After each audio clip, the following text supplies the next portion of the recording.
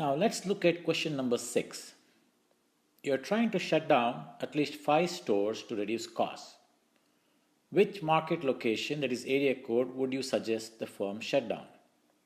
So the question is now slightly changed. It's not like the previous ones where it explicitly asks to do something. In this case, it's a business question. You're not doing very well, you want to reduce cost. The question is, which stores would you shut down? So one of the measures you could think about is, hey, let's look at the total profits for the last few years, last 2 years, and see how it is doing each area, by area code. By each area code, what's the profit for the last 2 years? Then you sort them by ascending, and pick the top 5 or 10 to say these are likely to be shut down. One way of looking at it. Okay. So let's look at how we do that query on Access. So we want to look at by area code. So going back to external database tools, look at relationships. So we have that area code here, and the state ID is here, and you want to know the state name, area code, the state name, and the total profits for the last 2 years. So let's go create query design. You want the area code, fact coffee, and state coffee. Close. So here we need the area code,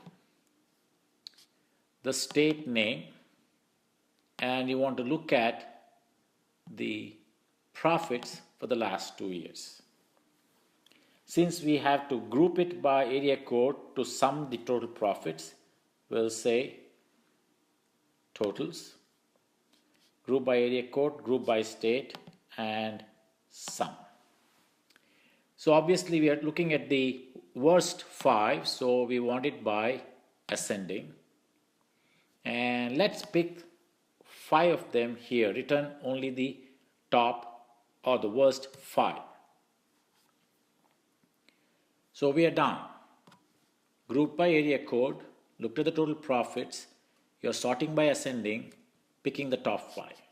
Run the query, and we get these are the area codes where you actually have losses. One of them still making profit, but others are actually losing money. So that's the one way of doing it. Now let's go back and look at the design view. So there are 3 tables, which means you got to have 2 joins. I can do the same thing by looking at the area, by looking at SQL. So let's go ahead and create query design, close. So let's look at the SQL, select. So you're selecting by area code. So select, since you have area code as 2 words here, so you put it in brackets, area code, comma. You want to know the state and sum of profits. It's just profit, not profits. From state coffee, area code, and fact coffee. Since we have 3 tables, you got to have at least 2 join condition. So what we'll do is state coffee, I'll call it S, area code A, fact coffee F. So basically I'm creating an alias for this for the table, so I can now refer them to them as S, A, and F. So S dot state ID is equal to A dot state ID, and we have to join fact coffee and area code. A dot area code is equal to F dot area code. So you have to group by, since we have some, group by area code, comma, state. Now, and order by sum profit.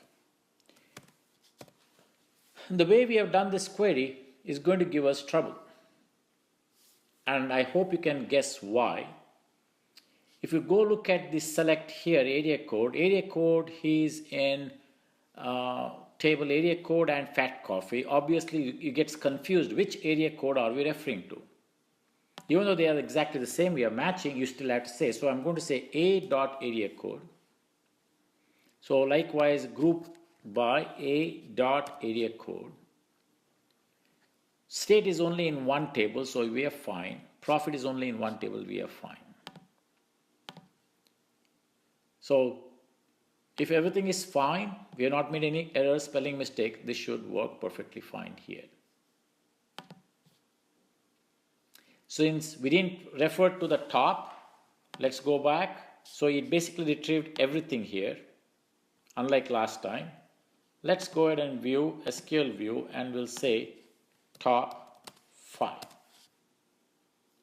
Run the query, we get exactly the same answer.